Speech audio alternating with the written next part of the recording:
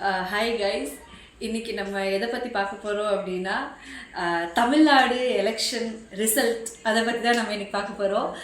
Actually நமக்கு இந்த தமிழ்நாடு எலெக்ஷனில் இப்போது வந்து யார் யாரெல்லாம் நின்னாங்க அப்படின்னா, டிஎம்கே ஒரு சைடு நின்னாங்க, ஏடிஎம்கே அது ஒரு சைடு நின்னாங்க, சீமான் சார் அவர் ஒரு சைடு நின்னார், டிவிகே ஒரு சைடு நின்னாங்க, பாஜக இன்னும் நிறைய பேர் நின்னாங்க.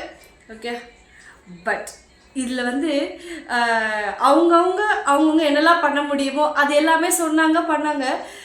ஃபேஸ் வேல்யூன்னு ஒன்று இருக்குது. அந்த ஃபேஸ் வேல்யூக்காகவே ஒருத்தரை வந்து ஓட் பண்ணியிருக்காங்க. இவர் நல்லது பண்ணுவார் அப்படின்னு நம்பி இந்த வாட்டி ஒருத்தருக்கு ஓட் பண்ணியிருக்காங்க. அப்படின்னா என்ன நடக்குது இந்த தமிழ்நாடுல? இப்படியே பண்ண முடியுமா? இப்படியே ஒரு ஹிஸ்ட்ரி க்ரியேட் பண்ண முடியுமா அப்படின்னு க்ரியேட் பண்ணியிருக்காரு நம்மளோட விஜய் அண்ணா. பெரிய பெரிய பெரிய கங்க்ராச்சுலேஷன்ஸ் விஜய் அண்ணா அவங்களுக்கு. நான் வந்து அஸ் அ ஃபேன் கேர்ளாக சொல்கிறேன், உன்னால் பண்ண முடியும் அப்படின்னு நீங்கள் வந்து நடத்தி காட்டியிருக்கீங்க. நம்மளால் ஒன்று நினச்சா அது முடியும்டா அப்படின்னு நீங்கள் நடத்தி காட்டியிருக்கீங்க. ஹியூஜ் கங்க்ராச்சுலேஷன்ஸ் விஜய் அண்ணா.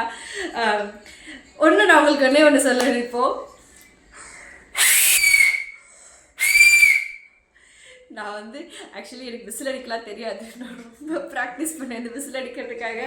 இது நான் இன்றைக்கி வீடியோவில் வந்து கண்டிப்பாக விசில் அடித்து போடணும் அப்படின்னு. நீங்கள் சொன்னது எல்லாமே பண்ணுங்கள். Tamil Nadu is yours now. நீங்கள் என்னெல்லாம் வந்து திட்டங்கள் கொண்டு வரணும்னு நினச்சிங்களோ மக்களுக்காக, என்னெல்லாம் நல்லது பண்ணணும்னு நினச்சிங்களோ அது எல்லாமே பண்ணுங்கள். நாங்கள் இருக்கோம் உங்கள் பின்னாடி. ஃபஸ்ட்டு என் நெஞ்சில் குடியிருக்கணும்னு நீங்கள் எப்படி சொல்வீங்களோ அதே மாதிரி இப்போயுமே நாங்கள் உங்கள் நெஞ்சில் தான் இருப்போம். நீங்கள் எங்கள் எல்லாருமே ஞாபகம் வச்சு எங்கள் எல்லாருக்குமே நல்லது பண்ணுவீங்கன்னு நம்புகிறோம். அப்படின்னா பெரிய கங்க்ராச்சுலேஷன்ஸ் விஜய் அண்ணா. பாய்.